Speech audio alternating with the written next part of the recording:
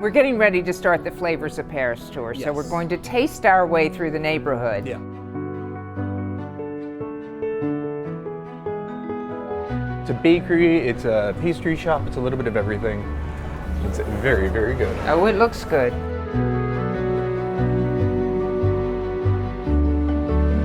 Explain to me a little about the market culture here. Sitting here in the middle of a French market, we could spend the full day on the cheeses.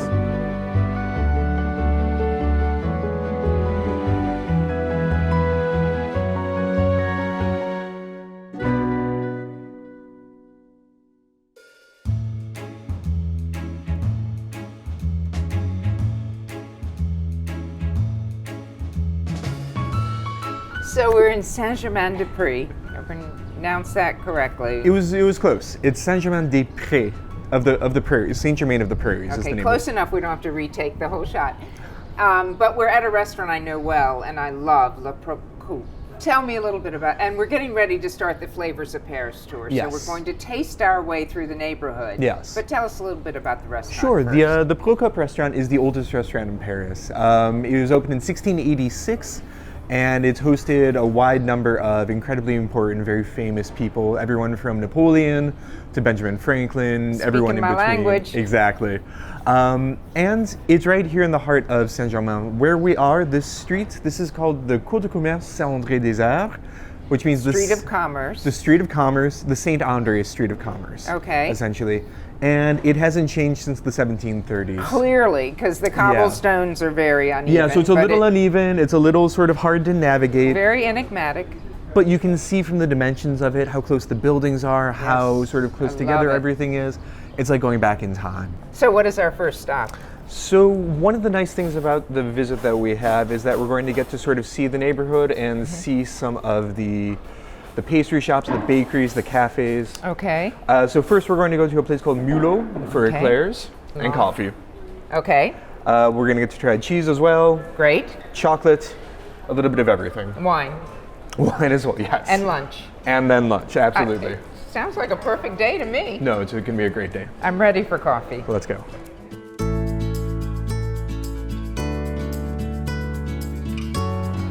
So this is it. So yeah, this is it, Mulot. Mulot. Absolutely. It's a bakery, it's a pastry shop, it's a little bit of everything. It's very, very good. Oh, it looks good. Okay, my kind of store. Yeah, doesn't this look good?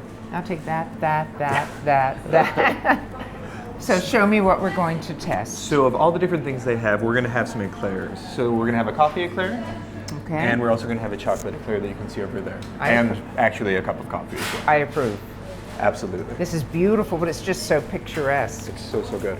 Oh, and then we could have lunch here, but we're not.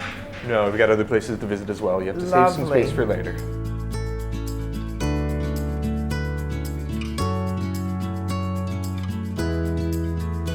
Merci beaucoup.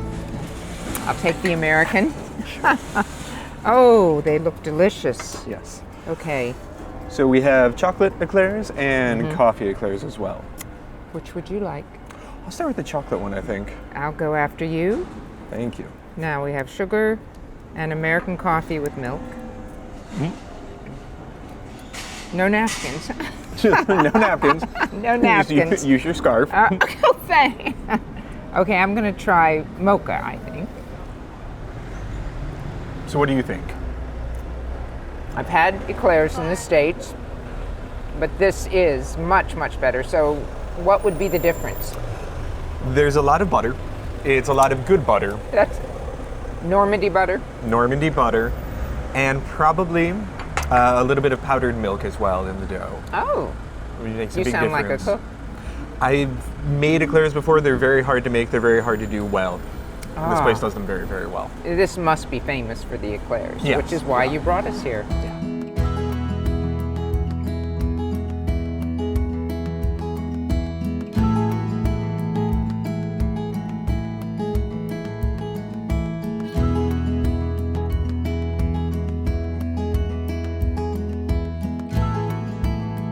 A vendor at the small market nearby specialized in charcuterie. Her enthusiasm, knowledge, and of course the taste made each bite an exceptional treat.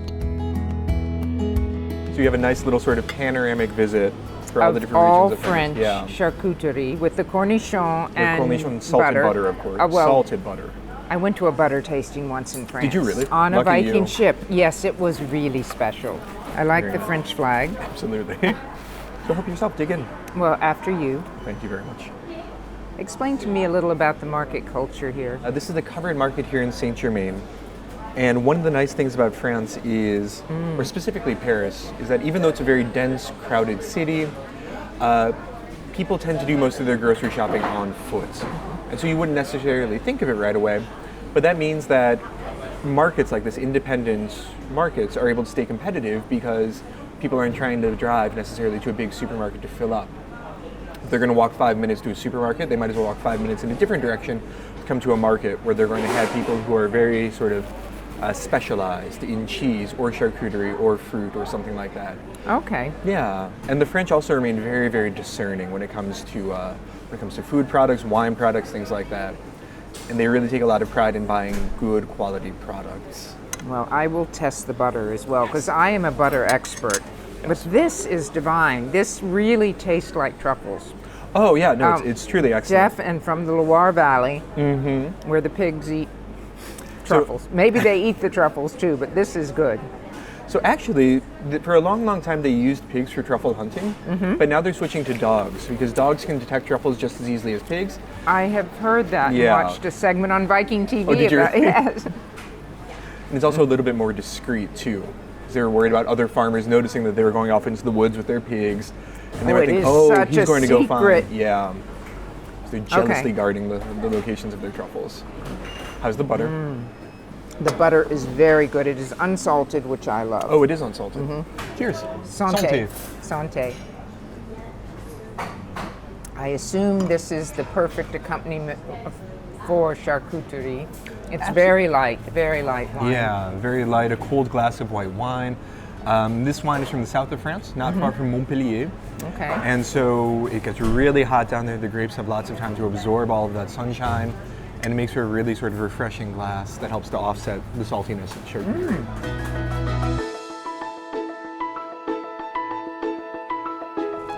This is my kind of food.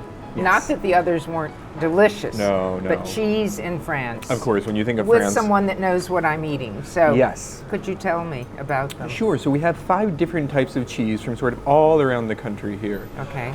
We have, for example, here we have cheese from the Basque country, which is sort of down near Right. Spain. And here we have And Espelette. it's sheep cheese. It is, yeah, it's a sheep Sheep milk cheese, cheese from the okay. Basque country. And they have a little jelly here that you can pair it with Espelette, Piment d'Espelette. And what is Espelette? Espelette is a little village in sort of Oh. the southwest of the country, and they grow this pepper there, and they make Piment d'Espelette with it. So it's a not, pepper jelly, Yeah, it's not it's honey. I thought it was honey. No, it kind of looks like that. Very similar color.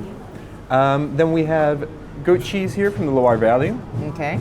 This is brie, and it's actually the most famous brie from the country. It's brie de Meaux. Oh, I bought that at home. It Yeah. is the runniest, Yes. closest to butter I could find. Yes, and so they actually put it on the platter here last because otherwise it starts sort of oozing everywhere. Okay. It gets really runny. Okay.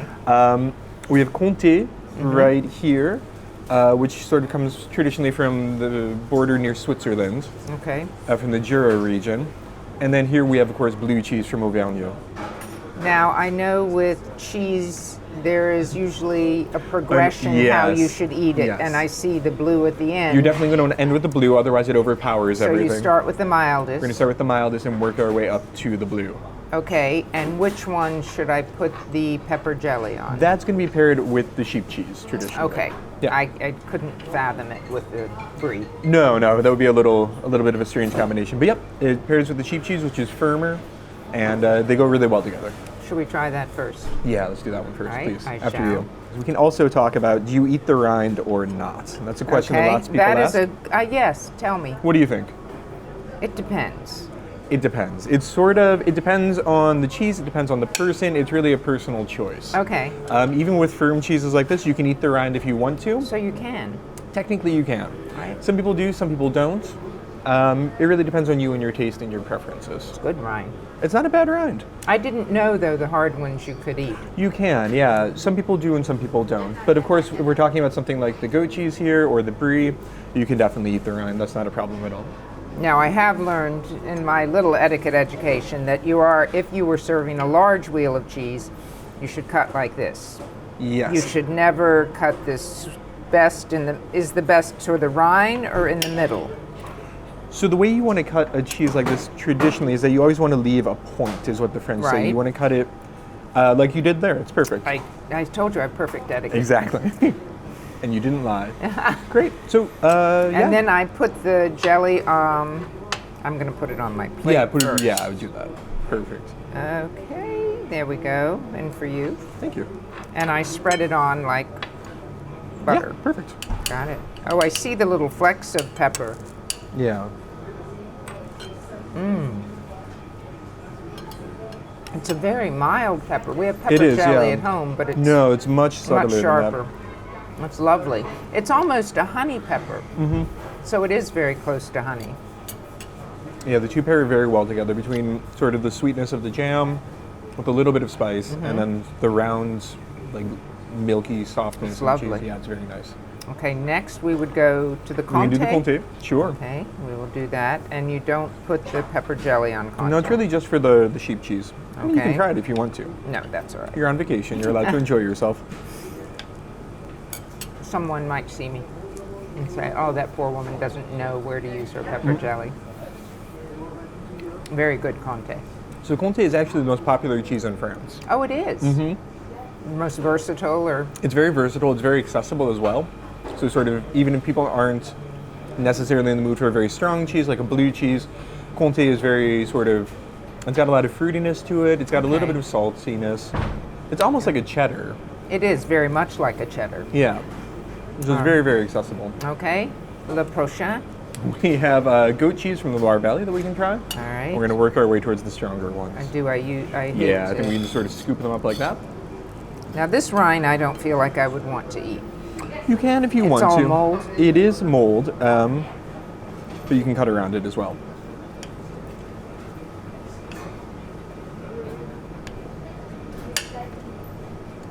I feel like I'm doing surgery here.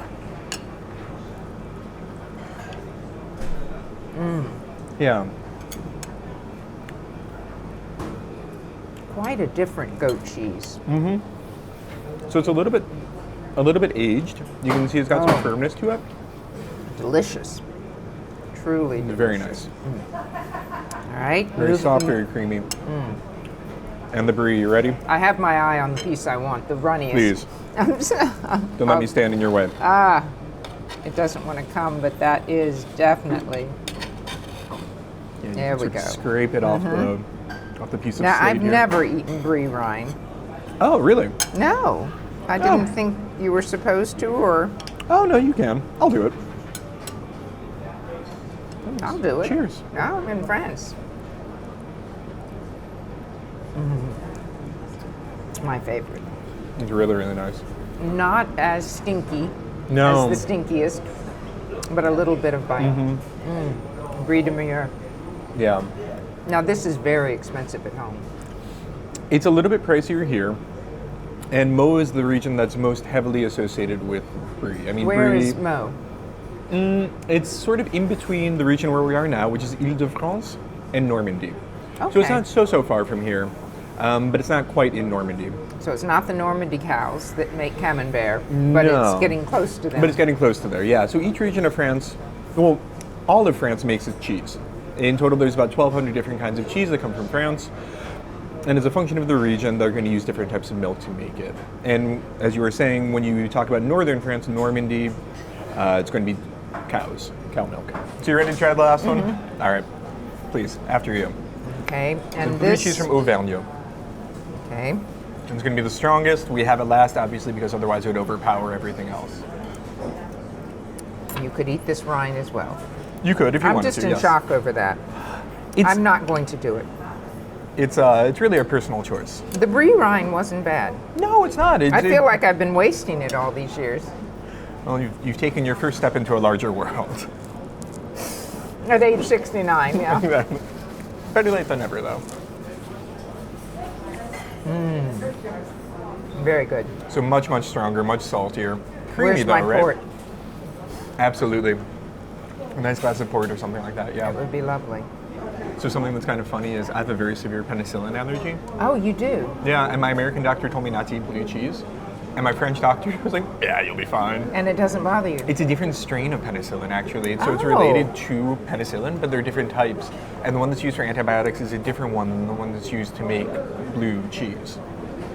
So I'm you actually okay with almost it. didn't enjoy I've been it. depriving myself of what is now a treat, yeah. Well, I guess that's the lesson, is to go to the source. Go to a French Exactly. doctor, not an American, who probably thinks you could live without blue cheese. Exactly. Well, thank you for the cheese education. Oh, it's my pleasure. Sitting Happy to here do in it. the middle of a French market, Always happy to spend a day like this. we could spend the full day on the cheeses. There's more. But chocolate's next. Chocolate. Okay.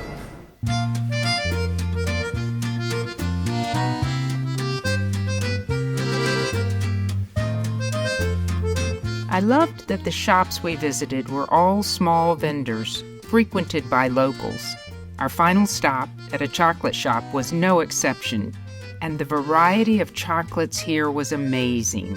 My favorite was a chocolate flavored with lavender. I bought many boxes of all flavors to bring home.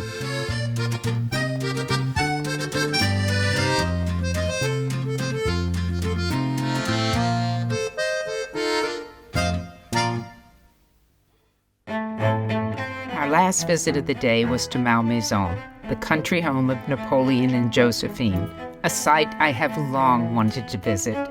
I explored the house and walked the gardens, imagining I was Josephine, entertaining Russian Tsar Alexander I after Napoleon's defeat at Waterloo.